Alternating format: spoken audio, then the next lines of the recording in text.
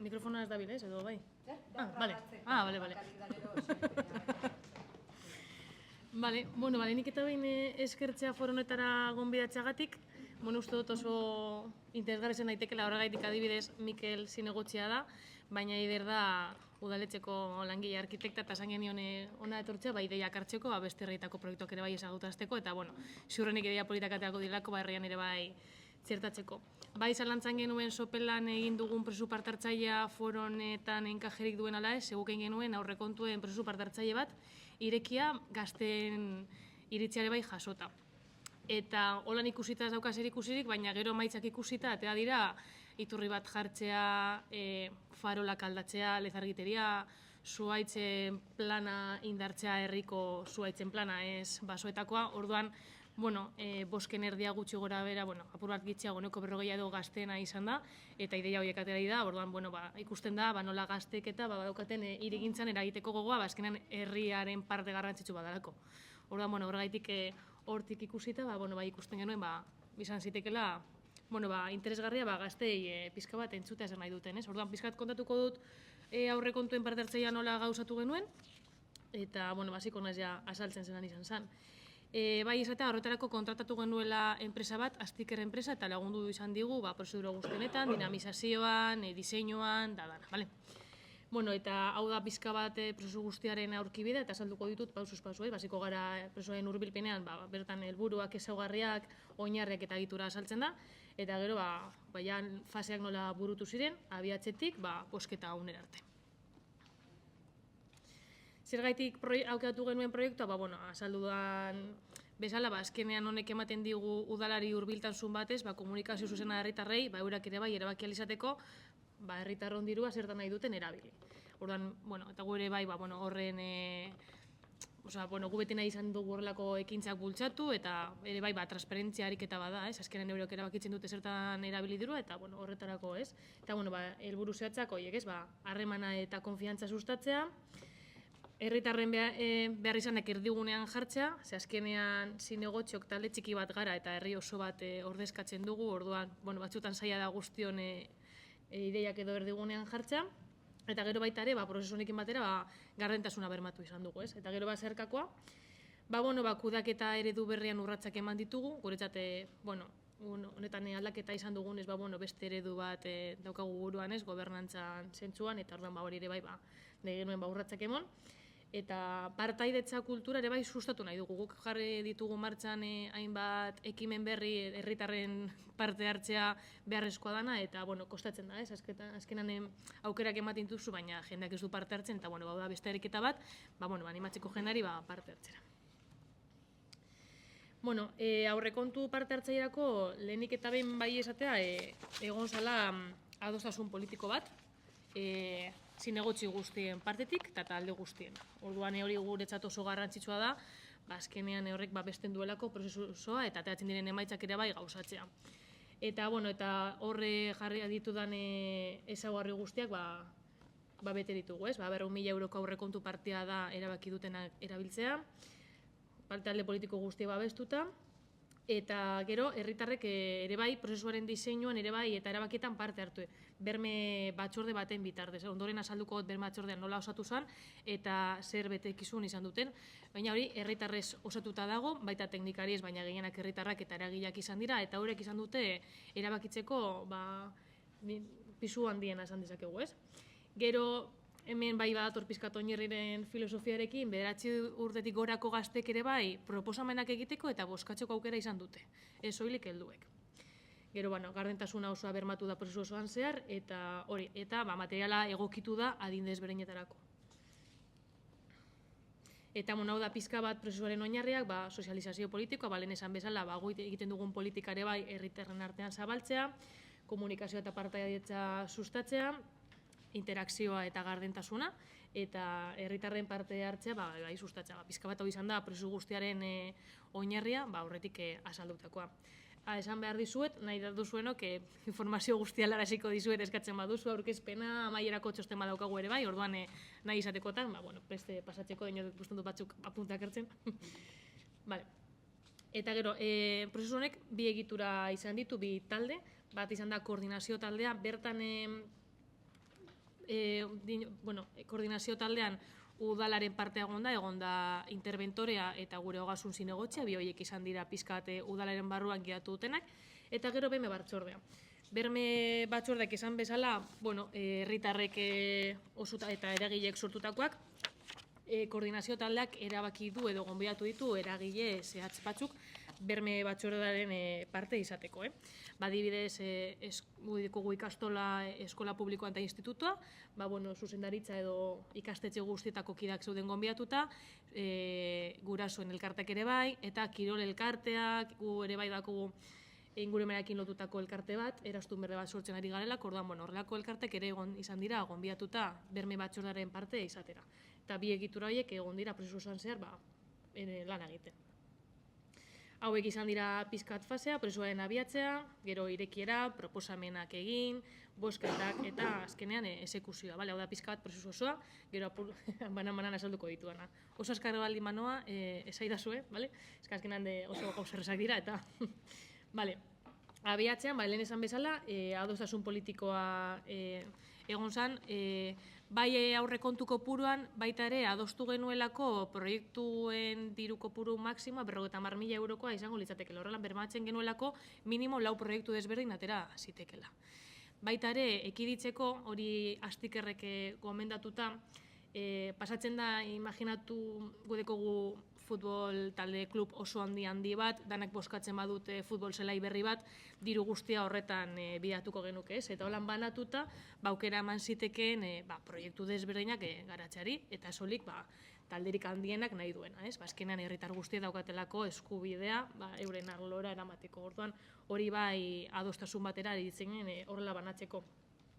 Gero ere bai, Astikerren bidez, prozesuaren diseinu zehatza eta fase bakoitzak definitu ziren, berme batzordea sortu eta lehendabiziko bilera baita ere saltzeko zein izango zen euren zeregina, eta gero komunikazioa martxan jarri da. Gu dekogu webgunea, sare soziala, eta aparte dekogu baita ere herriko aldizkaria.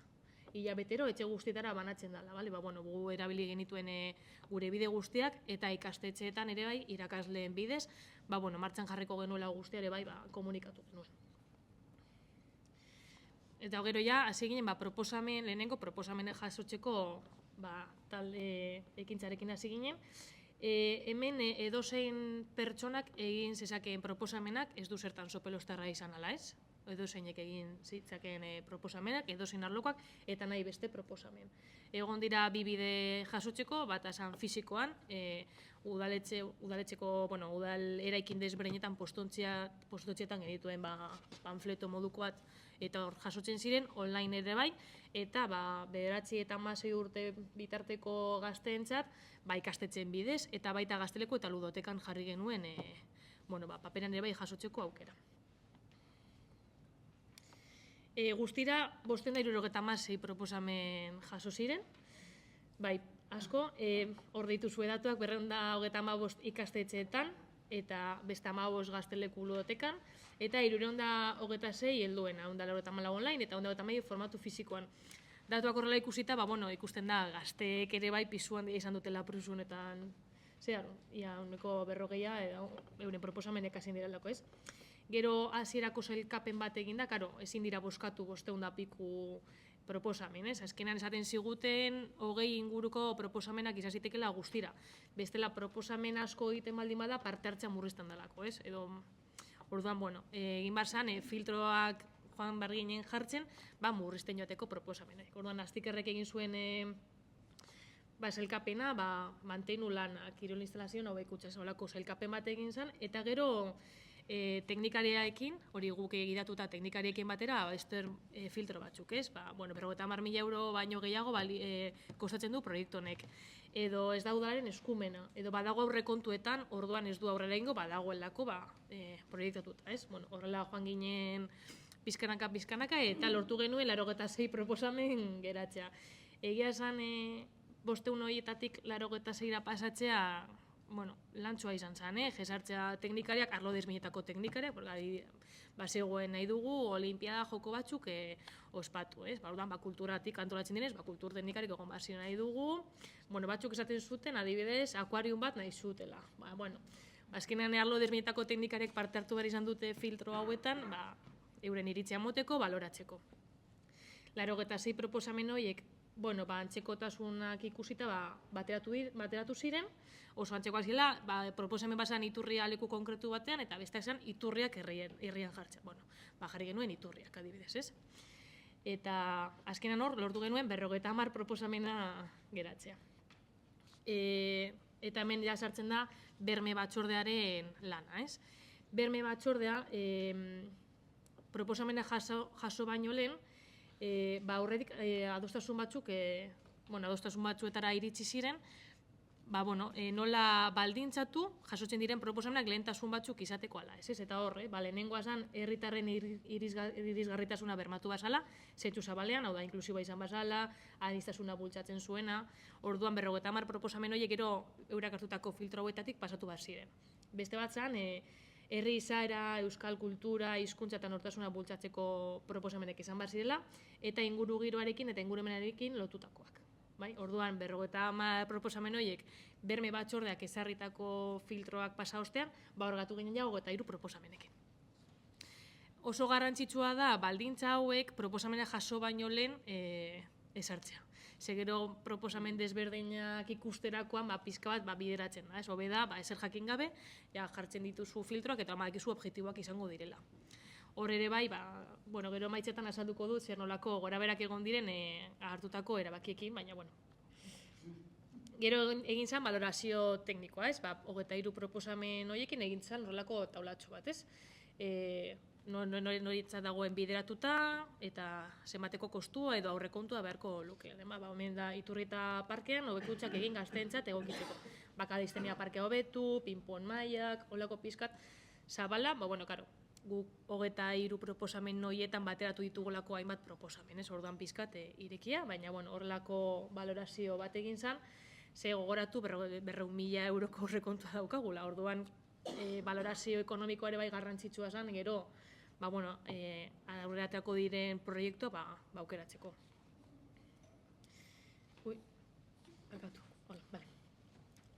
Eta orduan ja behin hori genuela, 23 proposamen bakoitzeko fitxa teknikoa izan da, bozkaketarekin hasi ginen. Hori ere bai, herriko aldizkarian, webgunean eta ikastetxeen bidez egin zen. Eta bozkatzeko irizpideak hauen ziren. 9 eta 16 urte artekoek ikastetxetan bozkatu bat zuten irakasleek lagunduta eta irakasleek bermatu bat zuten behin bakarrik bozkatzen zutela. Adibidez, eskola publikoak egin zuen hauteskundeak balira bezala hor. Eskatu ziguten austontzia ustea eta eman bat zuten izena abizena, erabili zuten, hauteskundeen funtzionamendua erakusteko, ez? Beste onura bat. Gero, minimo aukeratu, minimo eta gehienez, bost proposamen aukeratu behar ziren. Ezin zen, 23-etatik bakarra edo bost aukeratu behar ziren. Berriro bermatzeko aurretik aipatu duana, ez? Futbol zelaikoek danek boskatzen badute bakarra, ez, holan, boskatu behar dira bost proiektu desberdin. Eta lan bermatzen da ere bai, bigarren aukera beste motatako bat izatea. Hori aztikerrek gomendatuta, ondo ikusi genuen, eta egia esan oso ondo atera zen. Eta bozkatzeko bai egon behar zen sopelan erroldatuta. Proposamenak egiteko ez, baina bozkatzeko sopelan erroldatuta egon behar dira. Ikastetxeen horretan hori esan bermatzen, baina gehiengoak sopelostarrak ziren, eta helduetan, bai, danak sopelan erroldatuta. Helduen kasuan, 559 bozka jaso ziren, eta ikastetxeetan 588 bozka. Oso arrakastatsua izan zen, eta ikusten da gazteen eta pisua nabaria izan dela. Eta ikusten da ere bai emaitzetan, ez? Proiekturik bozkatuena, Zipirin eskolako ondoan iturri bat jartzea. Bigarrena, Iturrieta parkean hobekuntzak egitea.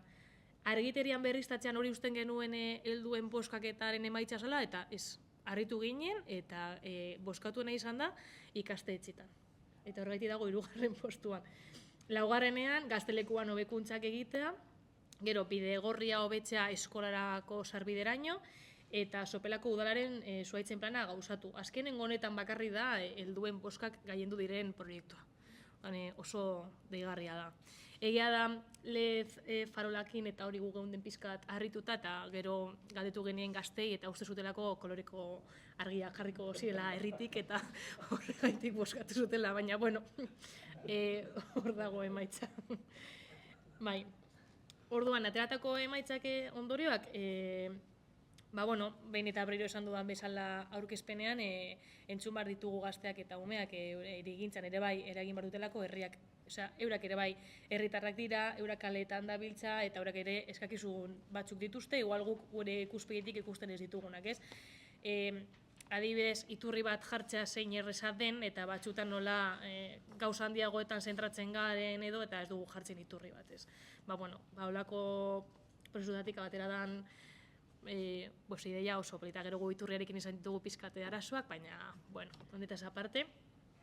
Eta justo momentu honetan ari gara apoaren diseinuan eta egin ditugu tailer parte hartzaileak, baina egia da irekiak zirela, baina ez ditugula egin tailer bereziak ume eta gaztentzat. Egia da alde batetik apoa eta umeen gana iristeko oso arrotsa da, helduentzat ere bai uste dut udaletxeen edo inguruan gabiltzanok igual bai, baina bestela oso arraroa da, baina ez dugu saiakera egin eta igual hau harinago egin izan bagenu, igual bai proposatuko genuke tailer berezin bat, behintzat saiakera egin umei esatea zer nolako parkak nahi dituzten, edo zer nolako kaleak, igual ez esan apoa edo, baina irudikatuzu nahi duzun sopela eta nola nahi duzun sopelan bizi, ez.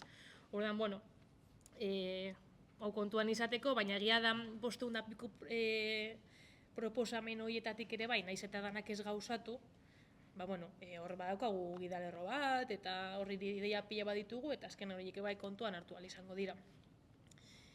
Eta hobetzekoak, lehen aipatu dizuedan berme batzordean jarri zituen filtro horietan, eurak garrantzia ematen zioten euskera eta kulturarekin lotutako proiektuak ateratzea. Baina esan ezinbestekoa horrelako proiekturen bat ateratzea, eta bosketan ez zan atera horrelakorik, ez? Orduan eurak ikusten zuten berme batzordeak jarritako minimo horiek ezela betetzen, baina gero esalako derrigorrezkoa. Orduan urrengoetarako berrepikatzen baldin badugu, bai izango da filtro bat edo bete beharrekoa da, gai bakoitzeko edo jartzen duten hito bakoitzeko behintzat proiektu bat ateratzea. Orduan ateratzen badira 30 hirigintzarekin lotuta, hortik aterako dira bi, gero euskara edo kulturarekin lotuta beste bi. Holan erabaki dute urrengoan errepikatzen badugu, horrela egitea. Eta funtzionatu duena ikastetxetan egindako lana, itzela izan da, egia esan hor irakasle eta zuzendaritzaren inplikazioa ezinbestekoa da, bestela ezinezkoa litzateke hori burutzea. Eta bai oso ondo atera dana izan da, fase bakoitzeko aurkezpen publikoak egin ditugula. Lehenik eta behin, egin genuen kulturetxean eta, gu bi gizonalde desbrindu ditugu sopelan, eta bietan egin ditugu aurkezpenak azaltzeko zer jarri nahi dugun martxan, nola boskatu ahal izango duten, dana, orain bosketa hasi behar zenean ere bai, 23 proposamen horiek azaldu ziren, eta nola iritsi ginen 23 proposamen horiek izatera. Hori dana zuzenean komunikatzea ere bai nik uste dut oso positiboa izan zala, eta horrek ere bai eragin zuela jende gehiagok parte hartzea. Eta hori izan da guztia. Bai aipatzea hartu zaidala, guk 6 proiektu horiek atera ziren, baina sorte handia izan genuen, justo lehenengo 6ak 200.000 euroko kopura ematen zutelako zehatz-mehatz. Claro, ematen baldin badu 210.000 euro, orduan da igual udalak ikustea 10.000 euro gehiago jarri dituen, edo berme batzordeak orduan eragiko zuen ze proiektu batengatik aldatu. Hori izan adostasun bat. Gu kriston sortea izan genuen, eta orduan eztabaida horretan ez ginen sartu, baina printzipioz hori izan bestela erabakitzeko unea. Eta hori izan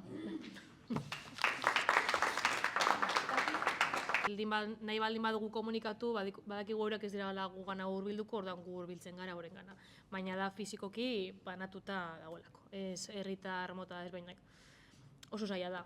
Zu jarri alduzu sare guztietan, baina ezke komunikazio, hartzaileak ere bai aktibak izan behar dira. Berdin duzu bandoak, kartelak, sareetan jartzen baduzu, baina gero jendeak ez baldin baditu irakurtzen, ez ara iritsiko.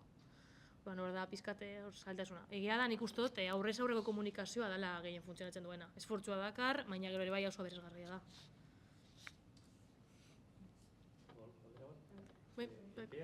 Bai. Epeak. Bai, aurrepuntuak eskatu dute bere prozesua Bai, gu maiatzen hasi ginen abia puntuarekin eta boskaketa urrian egin ziren.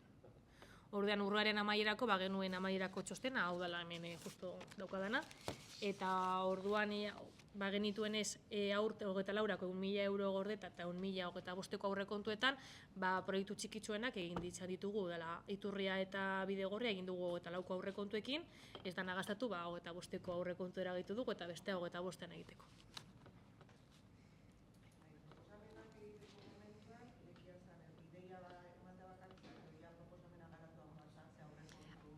Ez, aurrekontuena gu jarri dugu. Ez oso zaila da. Hasieran bai proposatu zuten aurrekontu bat jartzea, nik esaten nuen, nik herritar bezala ez dakit Bidegorri bat egitea zenba balio duen.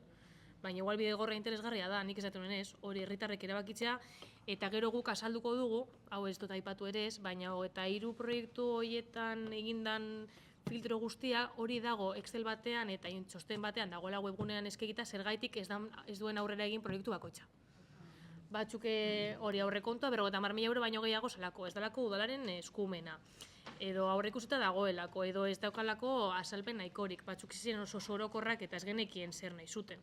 Orduan azalpen horiek daude webgunean dandanak eskegita bai.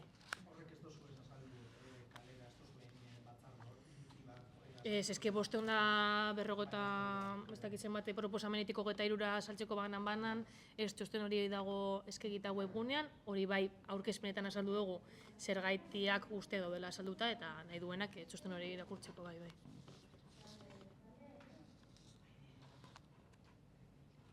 Listo? Vale, bai.